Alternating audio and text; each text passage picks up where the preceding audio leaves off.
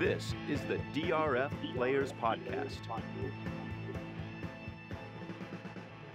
Hello and welcome to the DRF Players Podcast. This is the December 15th edition, show 293. I'm your host, Peter Thomas Fornadell, back with you in the Brooklyn bunker. Hearing a little bit of echo, producer Greg, if that's a mute issue on your end, I'm not sure, but yeah, that sounds a little bit better.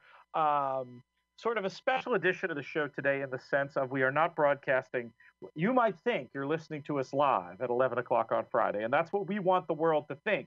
But we're actually recording this the day before on Thursday because of the travel plans of the man I'm about to introduce. He is in the news these days. He is a respected tournament player with an important voice, and we're going to be getting to some of the ways that's going to be used over the course of the coming year. You also know him as the People's Champion. He is Jonathan Kinchin. JK, what's up?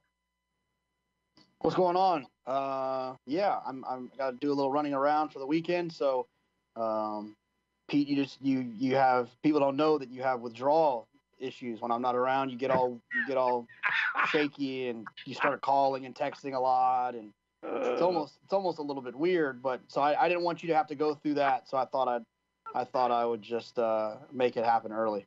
It's actually very funny because we'll get to this in a minute, but you were originally off the hook for this show. I was going to bring on our friend Matt Hegarty, who hasn't been on in ages, to talk about industry issues and things. That's a show we like to do periodically here on the DRF Players Podcast. But that plan got scuttled because then I never even told Matt about it. Matt, if you're listening, hi. I'll talk to you soon. Then we were going to have Breeders' Cup Betting Challenge winner Nissan Gabe on the show, and he abruptly pulled the plug. So at that point, it was just like, well, I better, get JK, make sure he's in here so I'm not like talking to myself for an hour on Friday. But JK, I heard a rumor that you've got the plane. We haven't heard about your private plane in a while. I heard a rumor you've got it like ready to leave the hangar again finally. What is your travel plan for the plane this weekend? Yeah, it's gassed up. No, I'll be sitting in coach on American, unless I get lucky enough to get a bit of an upgrade. I think I'm at like 115 segments this year. I've taken off 116 times, I think. What was your record in the magical NHC Tour year for you? Did you get to 200? No, it's funny. You're gonna laugh. The tour was less than that. Wow. Well, you're a peripatetic friend. Let me Google that real fast. You wander from place to place. Is basically what that is. Saratoga was a lot of segments because remember, I was there, so I flew there, which is twice. I flew back, which was twice. I picked up my son, and then flew back, which was twice. And then I flew him back down there. I was back and forth like 3 times.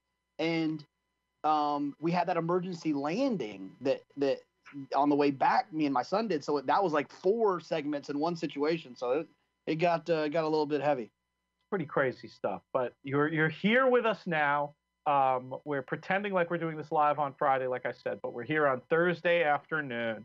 And we had a special show on Tuesday with Mike Maloney answering questions about his new book, Betting with an Edge. There is still time to order your copies for the holidays. JK, I'm waiting for your order. It's yet to come in for all of your loved ones, for the degenerates in your life. Makes a great gift, too.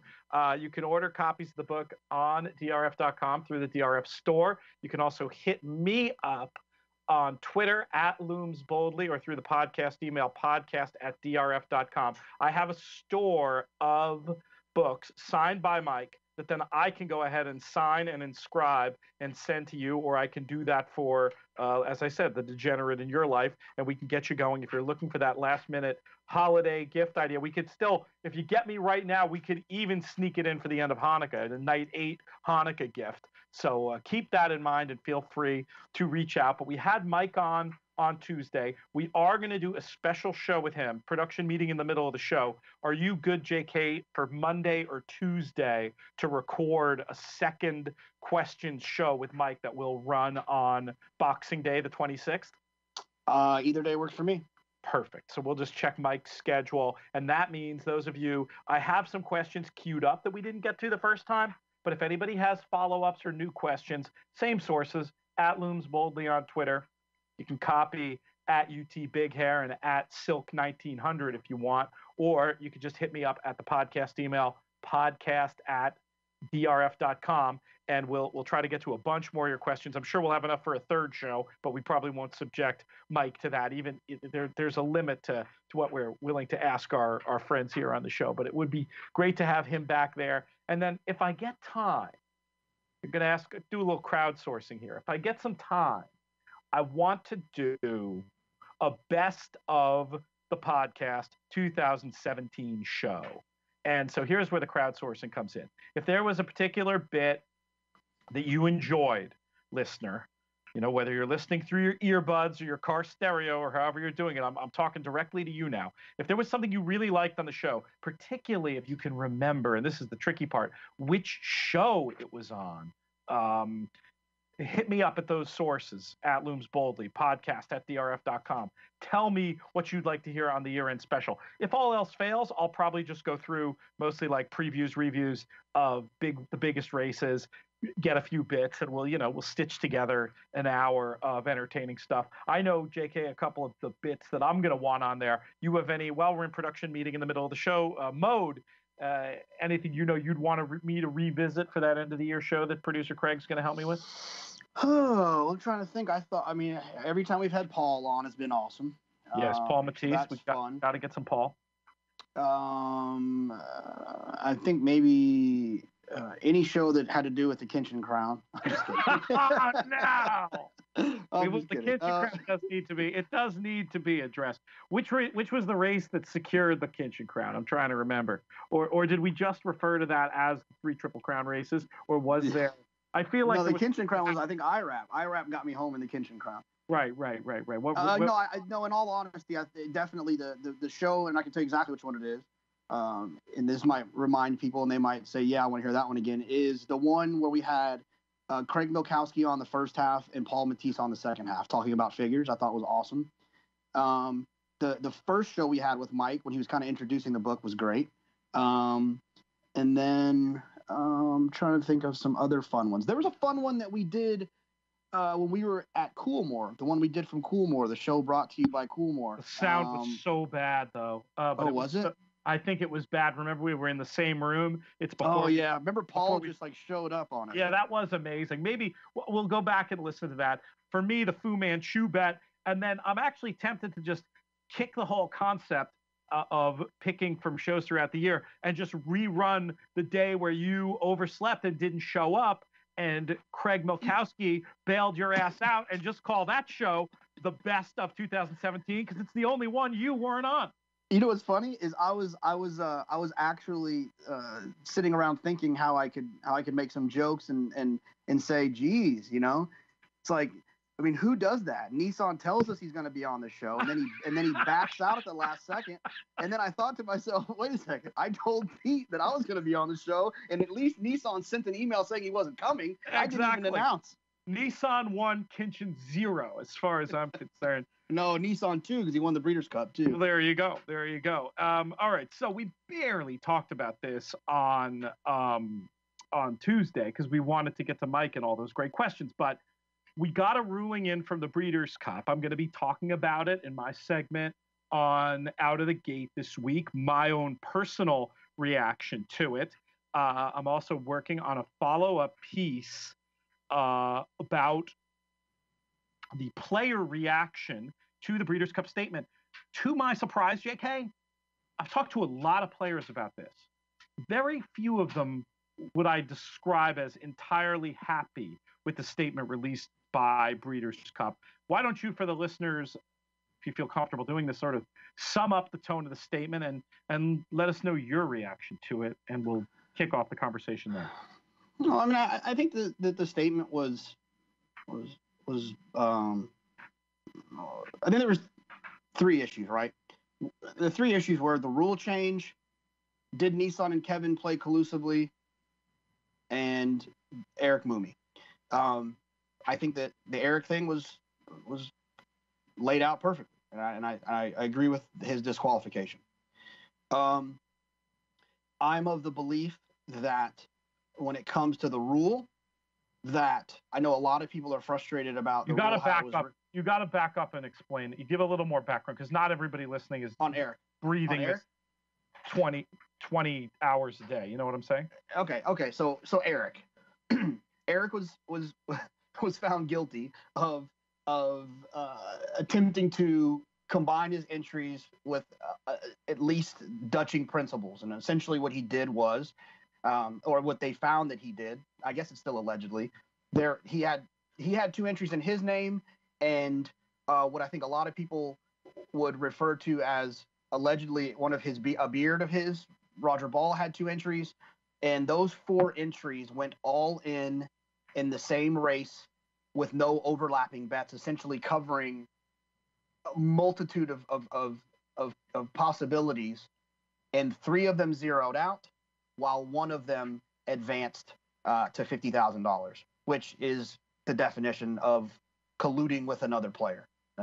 You're essentially, he was running both of those situations. So I think that was pretty straightforward for them and easy for them to decipher once they looked at the plays. And so I like Eric, and I'd imagine it's going to be awkward when I see Eric for the first time, just because my name was on the letter. But it was nothing against him, it's just for the greater good of tournaments and the game itself. So the second part of it is the rule. I don't think that Nissan, Kevin, and the other 10 or 15 people did anything wrong according to the rules. I think it was an awful rule, in a rule that it was so significant that if it was going to be changed, I know the NHC, they have like a rule thing that they give out every rules, and at the top there's like highlighted in bold letters, these are the 5 rules that changed from last year. I think that was a rule that was significant enough that it should have been addressed, and it wasn't. There's the question of whether or not those guys lobbied to get that rule changed. I don't feel like that's, whether they lobbied for it or not, they didn't break any laws by lobbying. They shouldn't have changed the rule. So let's find out who changed the rule and why they changed the rule. And I think that's a question that, being on that wagering committee, we're going to try to figure out, and we're going to try to figure out how that happened and why it happened, and if we can prevent it from happening moving forward. So to me, there was no reason for Nissan to be disqualified for not betting until the turf, or the juvenile and then the turf. I just thought it was a really bad rule, and I don't believe that it's in the spirit of the game. I think they took advantage of a bad rule, but it was a bad rule. They took advantage of it. Good for them.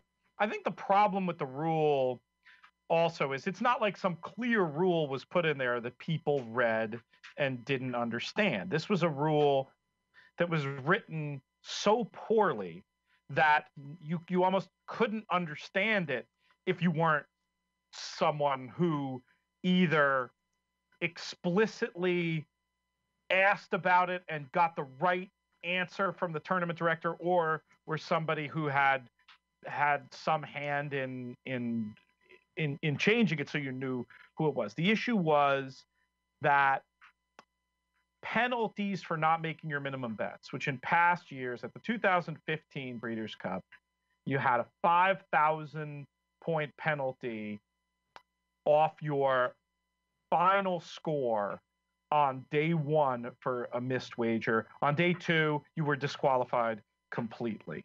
In 2016, that's the other thing. It wasn't a new rule to 2017. It was apparently in place at 2016, though nobody took advantage of it in a way that got it noticed. But at that point, you had 1,000 points for a missed play on day 1 taken off your final score, and 2,000 points on day 2. If you're following along at home and you know the scores that typically occur in the Breeders' Cup Betting Challenge, you know that this isn't really a penalty at all. Not a meaningful one. It basically is a way to just get around making minimum bets, especially on day 1, of whatever it was, the 15 to 20 people who took advantage of this rule. They included the first and second place finisher. Now, just to explain a little bit more about how poorly the rule was written, it says the 1,000 points on day one, the 2,000 points on day two are deducted from your total score. Most people assumed that that meant your running total score. In other words, the money would not then also be available in your bankroll to bet. I think just to help you with your point, Pete, please. To me, total score, what I would assume would be what is on my betting card. That to me is my total score. It's I don't look at the leaderboard as a scoreboard, because on the leaderboard there's not points, there's dollars. It says $10,000, not 10,000 points. So when I think total score, I think on my betting card. So keep going. So, and then, well, that gets into you just nailed the other problem, the leaderboard itself. So at the end of day one, Nissan had $7,500 available to bet. His score on the board was 2,500. It just enforced this idea that missed bets came off the bankroll. That's why 90% of the field didn't use this strategy. Okay, so it's a very sticky situation, and one of the things I found that players are angry about is it was only referenced obliquely and only in a manner that looked forward in the Breeders' Cup statement. I think players, rightly or wrongly, understand that there were these irregularities at the tournament. There were problems. When people make mistakes, the natural reaction one wants to have, if they're going to forgive that mistake, is for the mistake to be admitted, explained, and then move on. And I think the problem a lot of players are having with this Breeders' Cup letter is it skips the middle step.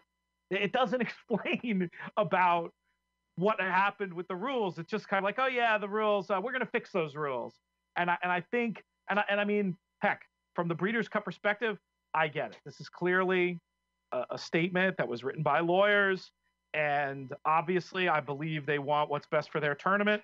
I also believe they want to cover their butts, and that's human nature, the corporation and all the money that is involved in a tournament like this, and that's potentially on the line here. So I'm not without sympathy for the Breeders' Cup, but I'm also not without sympathy for the players who were, from the ones I've talked to anyway, and it's numbering over a dozen now, and they all have a pretty similar reaction to what's right to the letter and what's not in it that they were hoping for. And I think the third part of the issue, I think that I think probably still has a lot of people upset. And there's a phrase in there about how unequivocally Kevin and Nissan said they didn't play together. We'll be talking about that in a minute for sure. Right. So I think the problem with that is there's a couple of things, and one of the things that I was going to ask Nissan on the show, if he came on, was, surely you understand that, like, Kevin and you kind of brought this on yourselves, with Kevin banging on his chest saying "we" on social media and all over any media he can get in front of.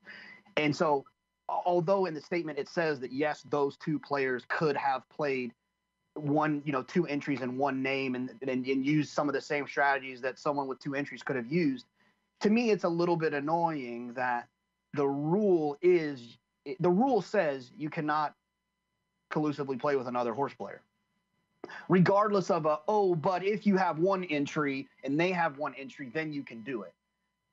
And so to me that's bad, kind of a gross feeling to me. I don't really like how that kind of came out. Yeah, it's but yucky. At the same time, part of the things that we've talked about, Pete, is that you've expressed to me and in private conversations that my reaction to the Breeders' Cup statement is a lot more accepting than other horse players that you've talked to.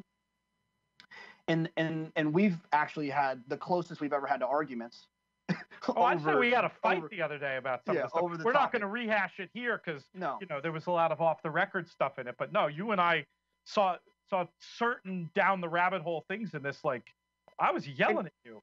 Right. And here's my point that I want to reiterate to that whole idea, and it's a cleaner point than from our previous conversation, is that I do believe that I'm not convinced that we kind of got to the bottom of everything. However, I do believe that we're going to do some things moving forward to fix the problem. Put a pin but there. I also believe that you are right. And moving forward, we both agree that these things need to be ruled with an iron fist. They need to be. You need to discourage people from doing things that they're not supposed to be doing. And you have to do that by giving the tournament director the ultimate power to say, if you're doing something that looks wrong, then we're going to disqualify you. And if you don't like it, then don't play. These tournaments are a privilege. They are not a right. You do not have to participate in them. There's a guy in a button-up shirt down the first floor that will take any amount that you want to bet. So you can go on down there and you can bet your $7,000 on Talismanic, and you don't have any minimums. You don't have to do any of that stuff. So if you're going to play in these contests, you have to follow the rules that the racetrack wants because it's beneficial for them. And you have to follow the rules that the racetrack wants to keep the integrity high in these things. So moving forward, let's rule with an iron fist. But I don't believe in retroactively ruling with an iron fist when for the last 6, 7, 8 years, this tournament has not been ruled with an iron fist. And then to all of a sudden slam one down now seems a little bit unfair-ish, I guess. And that's draconian, perhaps. Yeah, that's kind of where I'm at on it. But let me ask you this, okay? This is just obviously a devil's advocate thing, and I haven't prepped you for the question. It's a very hard question. I get your logic. Then why was Mumi DQ'd? Well, because to me, that was mathematically simple, right? The other thing is we don't know. Here's the other thing, right? We don't know what the others said, right? Because let me tell you this, and I feel bad trying to like make assumptions, but Nissan had an opportunity to come on, he didn't want to come on, so whatever. I mean, I would imagine, because what I would have done if I was Nissan, I'd have called a lawyer as soon as I heard about this, and I would imagine that my lawyer would have said, when they call you to interview you, you just tell them over and over again that you and Kevin did not play together. You and Kevin did not play together. You and Kevin did not play together. And when the lawyer calls you and they keep saying over and over again without any doubt at all, we did not play together. We did not play together. We did not play together. It was staking. That's the thing. There's two kinds of. I don't call staking collusion. I don't either. Explain what staking is for the listeners. Staking is simple. It's things that I've done it before, where I have, I buy into the tournament for $10,000, and my friend Robert gives me $5,000, so we're 50-50 on the deal. So if I win, whatever I win, I give him 50%. Robert doesn't. Now, if Robert's is he playing in the tournament too when you've done that? Okay. No, he's not. Well, then what you're talking about is completely and totally clean. It is tricky, though. There are people who know, even in winning contest player, very well-known contest players, who say, hey, we have 20% of each other when we play in the same tournament. But my understanding is that's totally okay as long as it doesn't change the way you bet and play the tournament. When you start making plays predicated on the person who's staking you, that's where it gets into trouble. Do you want to finish your thought? And then and like I said, I said the first time we talked about all of this stuff, I've done that. I've gone partners on with someone who was playing one time. It was me and Nick Tamaro. It was at Del Mar in 2016, and all we said was, at the end of the day, whatever money you have and whatever money I have, we'll just split it. And he's like, all right, cool. And when I went all in on Lily Pod, off of a tip that I got in the Hilton.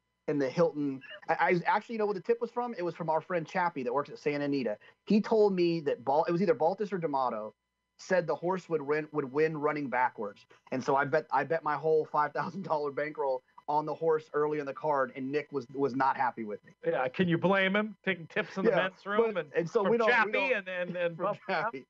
Well, I mean, I like the horse on paper too, but anyway, so that's the only time I've ever done it with a player who's playing in the tournament. I think it's completely different, right? Because to me, you're not really manipulating the results of the race. No, it's working together where you get the problem. And this was the line. personally, this was, and I'm not the only one. I mean, several people have mentioned this quote to me, but this was the one that sort of burned my cheese in the Breeders' Cup statement a little bit. Mr. Gabay and Mr. McFarland stated unequivocally that they do not collaborate on wagering strategy, even though they share tournament winnings.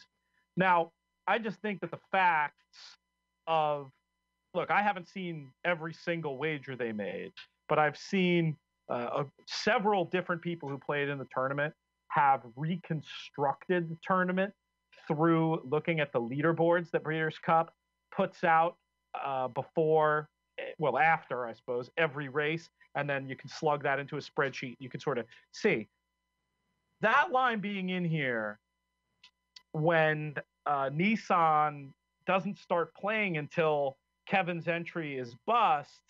I think it's very hard to believe that statement is true.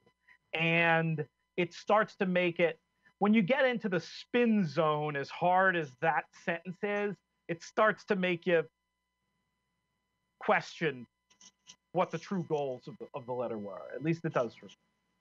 Yeah, well, I mean, yeah, and we talked about this before, right? But it's like it's all about their answers, right? It's the answers that they gave when they asked the question.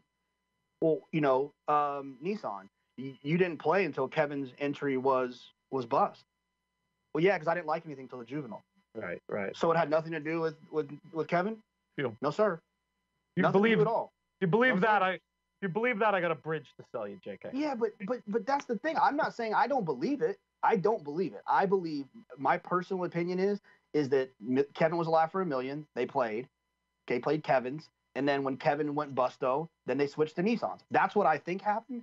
But when you get when you get two lawyers involved, you get lawyers giving Nissan advice on how to have the conversation, and you have a lawyer asking the questions and taking down the answers. And Nissan says, no, I like the horse in the juvenile, and I love Talismanic. I like the horse in the juvenile, and I love Talismanic. That's why I waited, and the rules allowed me to wait. That's it. Then they can't, that's my point. Is like, you can't I'm not saying they should have been taken down. I've said, I mean, more than anyone else, I feel like a broken record, a skipping record, how many times I've said, I don't think they should have been taken down. However, I would have liked to hear the Breeders' Cup say something more like this. While McFarland, and there is actually, I'll read the line, because there is a line in here that I think is largely correct. Both individuals had only one entry per person, as opposed to the permitted 2 entries per person. Okay. That I get. I get that you could argue it either way, but I get the idea that having only 2 between them makes it a better situation. But there's still the line in there, no collusion among horse players. I wish they just said, which I know is the truth, that they have a long-standing partnership. They claimed tournament winnings with an LLC. They should have just said an exception was made for these players to play in tandem because they only had 2 entries total, and it was a well-known arrangement to the Breeders' Cup. I just feel like putting in this thing about how they unequivocally say they don't collaborate is peeing on our collective leg and telling us it's raining. I understand what the relationship was. I don't think it was a problem. I would have preferred to see a little more honesty.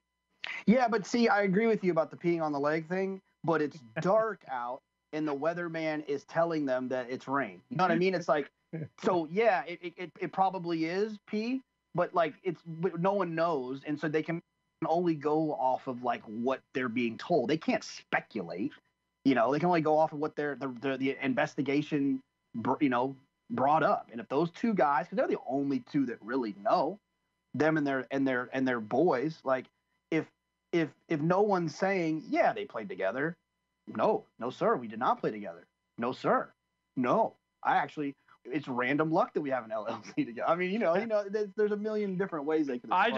Anyway, I don't want to beat that too much, because I think that we're not too far off. But I think my larger point about this Breeders' Cup letter is that, especially after talking to all these players, it asks more questions than it answers.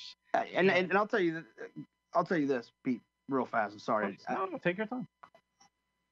If he would have been on, I would have asked him, or I would have at least allowed him to defend himself. Since he's not, I'm just going to say what I think.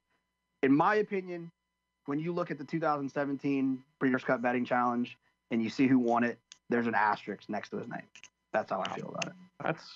That's harsh, but I mean, I get it. When here's the thing, and I know, I would imagine if I were Nissan, if I were Kevin, I would, and this has been stated by Christian Helmers in the appearance on the Steve Bick show. You'd want credit. It's an impressive amount of picking late there in the tournament to come up with Talismanic and then to just bet the classic perfectly.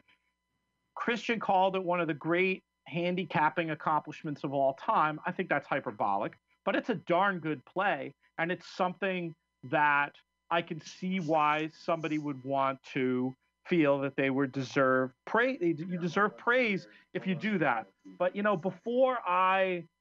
look, I'm happy to have Nissan on the show. I still have hopes of getting him, in his own words, in the pages of DRF and on DRF.com. I'm not giving up on that idea. I have some thoughts on it. I have some sympathy for why he decided not to come on the show. But if you want to come on the show and take a victory lap, how about you win the contest playing by the same rules as everybody else? Yeah, I mean, this might be harsh, but I'm feeling good this morning. It was a little Barry Bondish. I mean, you know what I mean? Like, it's like, yeah, you got the record and you won, but you're kind of playing by different rules than everybody else was. And I'm not saying it's necessarily it's not their fault. Don't get me wrong. I'm not saying it's their fault that whomever at the Breeders' Cup wrote the rule the way they did, where most of the field didn't understand the rules. It wasn't new to this tournament. The rule was used for the first time at the Kentucky Derby tournament in 2016. Those rules were picked up pretty much verbatim by Belmont's contest in 2016. They were used again at the 16 Breeders' Cup, once again through those two Triple Crown. They had appeared in other contests. I get that. Right. But the idea that they, both really, singling out Nissan here, the other players use the rule too, including the second place finisher. Right. It's not their fault that it wasn't written clearly enough that everybody was on the same playing field. But 100%. At the same time, it diminishes. If you're looking for it doesn't, hey, you get to keep the money, go on, take the money and run. But it doesn't have the same pizzazz as a win when everyone in the contest is playing by the same rules, where right. Everyone understands what's going on. Because especially this year's Breeders' Cup, JK, where like every big favorite didn't hit the board. Like, right. Think about how many people are like de facto eliminated through minimums just because of the way that the way the sequences went. Was there ever a Breeders' Cup where it was more of an advantage to not make a bet to the juvenile? I don't think so. Yeah, and let me say this, because I've been, like I said, I'm feeling a little toasty this morning. We're feeling froggy. Jump in. But let me be fair about something. That large bet on Talismanic was remarkable handicapping, and it took big stones. So I will never take that away from Nissan. And then to run that money back and crush that exacta and turn his whatever it was 50 into or 40 or 30 or whatever it was, I don't remember what it was, into virtually 200. It was phenomenal handicapping and phenomenal betting. I'll never take that away from him. But it's like, it's like you jumped in at the quarter pole. You know what I mean? It's like, so it's a little, that's the problem that I have with it. I do think we're going to see a trend towards contests where there are more races that people are forced to bet, not fewer races. And one problem is, and I'm not saying that anybody who used the strategy in this year's Breeders' Cup took advantage of this, but it's much easier to collude and to do funny tournament manipulative things when you have fewer races to bet. The more races that must be bet, the less efficient collusion becomes, and also the more footprints collusion leaves when you have more races to bet. I firmly believe that is going to be the direction of live bankroll contests going forward, and I applaud that. Yeah, and in full disclosure, out of respect for the guys on the committee, like I'm not gonna. Well, we haven't even talked about the committee yet. We should explain what that is. Okay, go ahead. So I think the best thing to come out of the Breeders' Cup statement was the announcement. There was actually two things I really loved. I thought Craig Fravel had a great quote towards the end of the statement, which is worth going back and having a look at if you didn't see it. But also just the announcement of this wagering committee.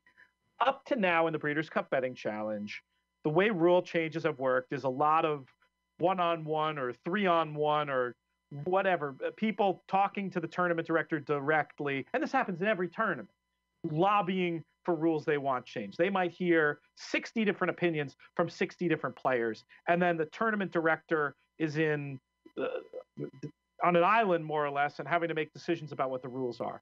One thing I think we've seen in the NHC and the way those rules have evolved over the years is a committee of very experienced, intelligent, sharp players, used to be led by Mike Mayo, now led by a friend of the show, Chris Larmy, bringing in a variety of different opinions, and they get to work with the NTRA to shape the rules. And that's just a better way of doing it. You have more transparency, more room for thinking through, people working together, players working together to make better rules. And the announcement that I loved in here is that there will be a wagering committee, not only focused on the Breeders' Cup Betting Challenge, but looking at wagering at the Breeders' Cup event as a whole. It's chaired by Craig Bernick, who's been on the show, Mike Rogers, lots of Breeders' Cup executives, and then 4 horse players, Tom Quigley, Joe Applebaum, Paul Matisse, and our very own Jonathan Kinchin. So I have some thoughts about the wagering committee, and I definitely want to develop with you. But I'm just curious, JK, when were you approached about this? Why did you decide to do it? I don't know what you're supposed to say or not say, but just give us whatever you can on the record about your participation in this wagering committee. Yeah, well, the first thing I'll tell you, which I think most people probably don't know, is that, and this is the honest truth, this happened before the Breeders'. They reached out to us before the Breeders' Cup about this. So we were going to be but it was going to be more like betting menu, bringing horse players to the table as their biggest customer, and they don't have them at the table now. Talking about, betting menus and all that stuff. So it just so happened that our focus kind of got switched over to this now, with it becoming an issue after the fact. So. I'm looking forward to it.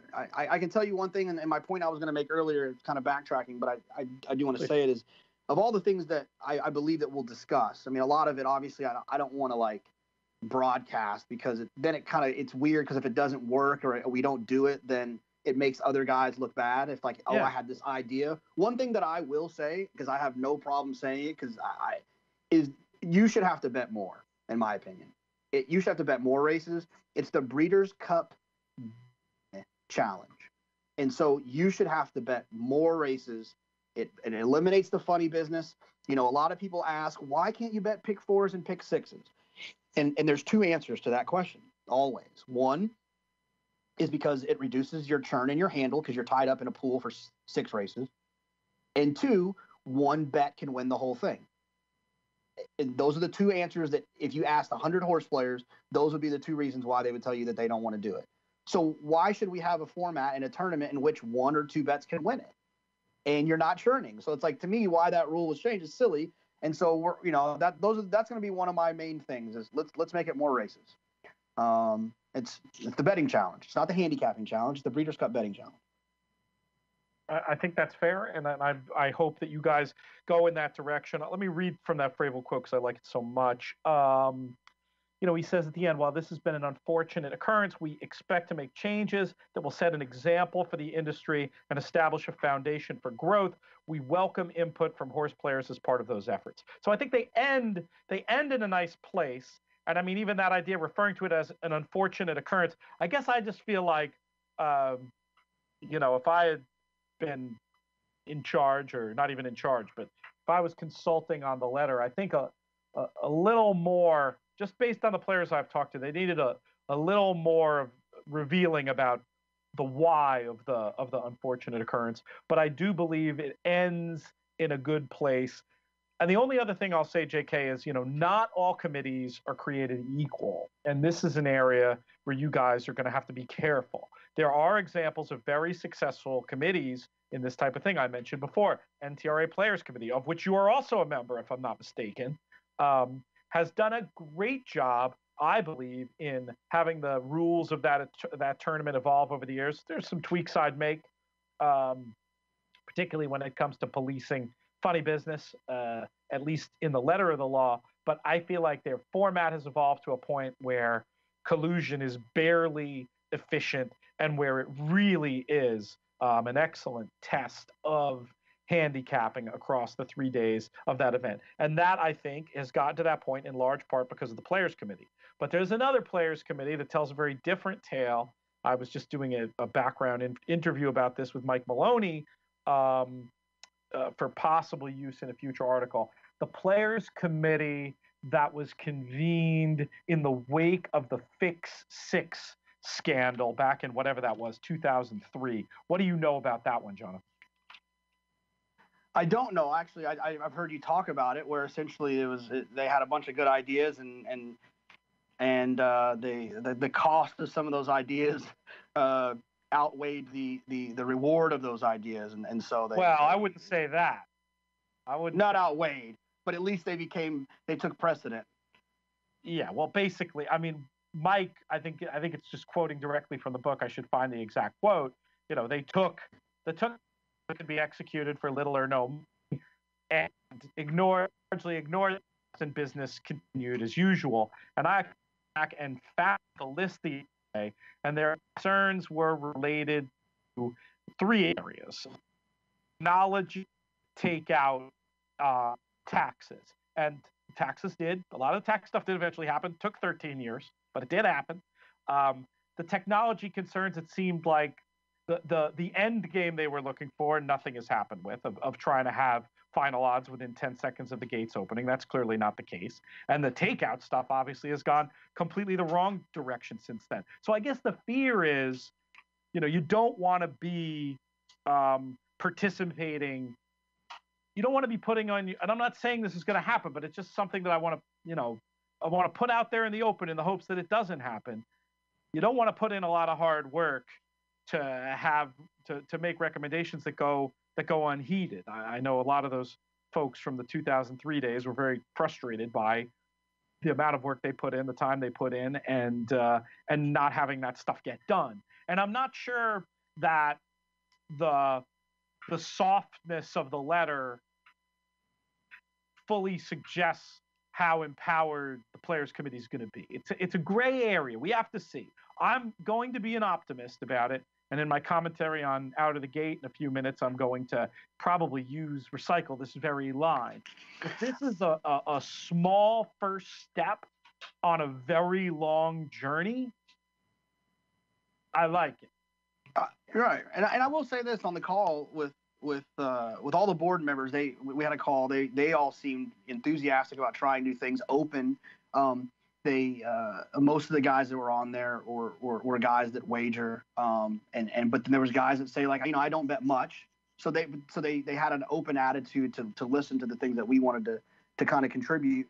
And the other thing was, Craig Fravel said something that made me feel really good about the process. Was we asked the question and he said, well, this is why we've done it like that. Now, so I was like, I kind of was like, oh, geez. But then he said, but I'm not telling you that's, we're going to keep doing it because that's how we've done it. I just want you to know what's in place at the moment that has led us to that. But we are open to changing things. So sounds great. So that was encouraging for sure. You do very often in racing, as in many businesses. Why is it done this way? Well, that's the way we've always done it. That's the way we've always done it. Can become this, horrible, keeping you stuck in a cycle where nothing good happens. And it's nice that you're starting in a place where change sounds like it's not only acceptable but welcome. I appreciate you're doing it, JK, and you've obviously been involved in this from the beginning, and it's good to see you putting your money where your mouth is, essentially, by volunteering time to help clean this stuff up. And heck, I might have to quote you in this reaction article because you seem much more positive than most when it comes. Yeah, to I mean, I'm the only reason I got on is because I ordered a Tito's at the Breeders' Cup betting shop. I had to pay for it, so I'm just gonna try to get that fixed. And other than that, I don't really care about the other stuff. Oh, you've opened up a massive can of worms, and I'm just not even gonna go there, JK. No, Not I'm joking. even, I'm joking. not even gonna go there. It's hard though. It's tempted to go down that rabbit hole. All I'll say is this: I was really hoping that coming out of this news, I could write my piece and move on. And the severity of player reaction has meant that I'm not doing my job and earning my paycheck if I don't write a follow-up story on this. And that's what I'm going to do. But believe me, I am eager to share your optimism and try to move on to what can be done to make this situation better in the future. I believe firmly that the best interests of all tournaments, including the DRF tournaments and all the tournaments we run with our track partners, they're going to be better off if the things that ailed this year's Breeders' Cup contest can get fixed, and then we can all move on. We're going to get there. I got to finish the research on this article. I got to get comment from Breeders' Cup, and then I'll write my piece, and then hopefully we can turn the page. Before we leave, I have an idea. We've never done this before. We've done production meetings in the middle of the show, but doing an editorial meeting in the middle of the show, I might offer Nissan the chance to do like a Q&A with me where I don't touch a word he says. I assume that he didn't trust that I would, or you or I would somehow like represent him in the way that he wanted to be represented by coming on the show, and that's why he decided to bail, and that's fine. But maybe if we do like a written Q&A where there's like complete control and transparency between him and I, maybe we can get. I'd love to have his perspective on there. I mean, I believe that everything I've reported on this issue is borne out by the facts and by a ton of work I've done and background conversations, both on and off the record, I've had. But I respect the fact that he's in a ticklish position in a way here, and I want to help him have a chance to have his say. How's that sound to you, JK? Yeah, I mean, to be honest, we're having a meeting. I mean, I don't see what the difference between that and if he were to come on here and we ask him questions is. Well, it's his prerogative, and I'm not going to. I'm just saying, I don't, not to like shoot down your idea. I just like if he didn't want to come on here and answer questions, like with audio, I don't think he wants to answer questions. Well, maybe you're right, but one has more control with the written word, and you don't have to think or answer things on the spot, and maybe that's a more appealing situation to him. I'm not judging. I'm gonna try. I'm gonna run it up the flagpole. We'll see if we can get Nissan to salute. Okay, I think we've covered that pretty well. Unless you got anything else, we've got about 12 minutes left, which I think is perfect. But any final thoughts, JK, on this Breeders' Cup stuff before we turn the page? No, I think that it's going to be interesting to see what other tournaments do moving forward. I'm interested to see what the Pegasus does, how they handle the Breeders' Cup ruling. That's a really interesting one. It's a really interesting one, the Pegasus, because you have a different dynamic in a contest that doesn't have an entry fee too. So I'm very curious to see what their verbiage is going to be. Yeah, and I don't want to ruin anything for them. I've heard some pretty cool ideas that they have. So those we'll defer to them off the record. Yeah, I think they got some cool ideas for things they can do to try to keep these things on the up and up. And then the NTRA and the NHC, I know there's conversations about some stuff they can do differently. They haven't had a record about a rule about collusion because I don't think collusion is as significant. I get it. Not even close. It's an advantage, but it's not as significant, and it's much harder to police. However, I think that there is some things that can be done that can tighten it up a little bit and at least give them the power if and when something does come up that they can do what's necessary. So I know that they're trying to figure that out from a legal standpoint, but I know they're discussing it. That's for sure. It is a cool thing about DRF tournaments, I will say, that with all the published picks in an online tournament, this type of funny business would be easier to ferret out simply because there's just complete transparency. And as I mentioned, there are people out there who will go through and track and recreate the tournament and are looking at everything everybody's doing. So if there was some funny business going on with the plays out there, you definitely have an opportunity to identify that. You mentioned the Pegasus tournament. Here's a good place to turn the conversation. Did you see we're running qualifiers on DRF tournaments, JK, for the Pegasus? I did see that. I need to get involved. I'd like to participate. You should. I know I'm gonna be down there. Did I tell you this is just another? This isn't a production meeting. This is a dinner meeting. Did you know that Robert's coming? So good wine. Oh. Robert's coming to the Pegasus. Oh, that's great. Well, I'm gonna find the most expensive wine list in the Miami area. We're gonna have at it. No, I'm kidding. We'll find some delicious Barolo that he and I like to drink, and we'll enjoy that very much. You're going to like this about our Pegasus qualifiers. It's a 3-stage format. The first 2 stages are 1 in 5.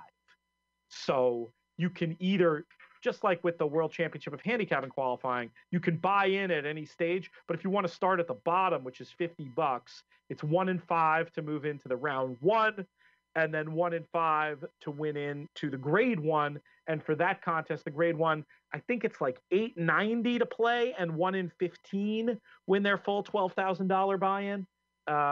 So some good opportunities. It's ratio friendly, the kind of stuff that I know you dig.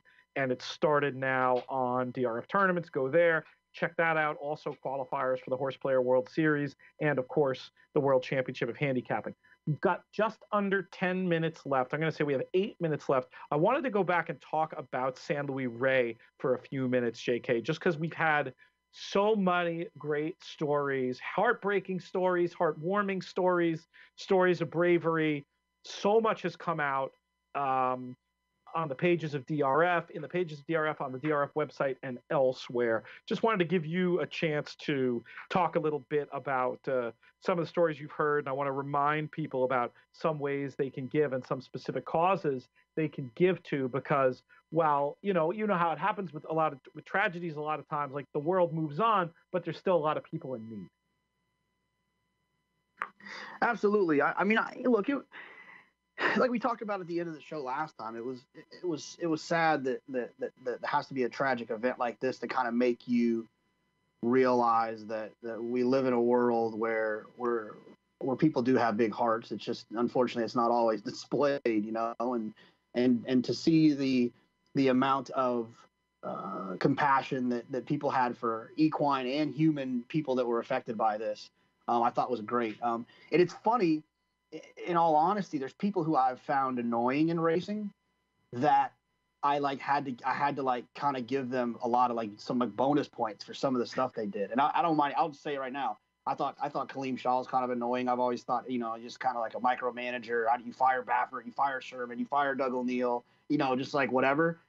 But he did something so awesome. He pretty much said any groom that needs help, he will personally write them a $400 check.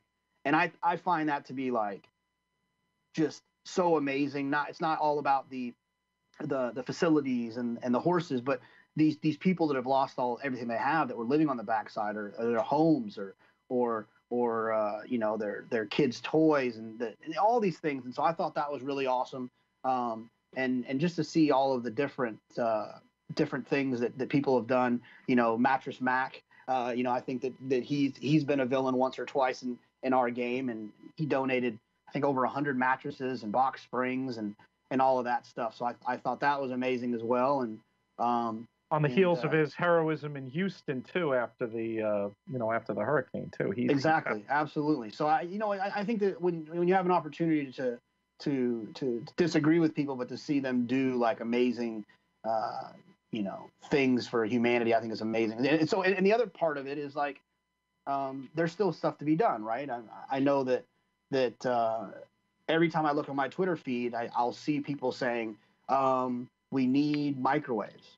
So we need microwaves, hot plates, towels and soap, all kinds of random things that I know that people are you can just jump on Amazon and have it delivered to wherever. So I think all of that's great. I know that there was 2 charities that when we first discussed it, we talked about friend of the podcast, Sophie Shore, who's involved with Nexus. She put one together, and her total last time I looked was at like $57,000, which is amazing. And then in the background, we weren't really aware that it was happening. There was one that was put together by our friend Alexis at Santa Anita, and they've raised $636,000. So we're looking at right at 700,000. You can earmark through certain of the funds, the GoFundMe things. You can earmark for certain barns or certain people. I just want to give another shout out to Leo Tapia and the amazing work that he did. Obviously, that Facebook Live video, incredible, got all the way around the world, and no doubt generated a lot of that money on those GoFundMes. I mean, I think came as a result of those powerful images. And he's not the only story. There's dozens, and I feel bad that I'm only going to mention a few stories here. Right. But another one that really touched me was the Cassandra Brannick, is that her name, who works for Ed Freeman, and the story that came out about her anticipating and helping mitigate the tragedy by acting early. Yeah, in fact, and you talk about close to home, obviously we mentioned them at least once a podcast. The Matisse brothers had two horses with Ed Freeman, and those two horses got out to safety. So remarkable people and stories, and it doesn't matter if you donated $5 or if you donated 50,000.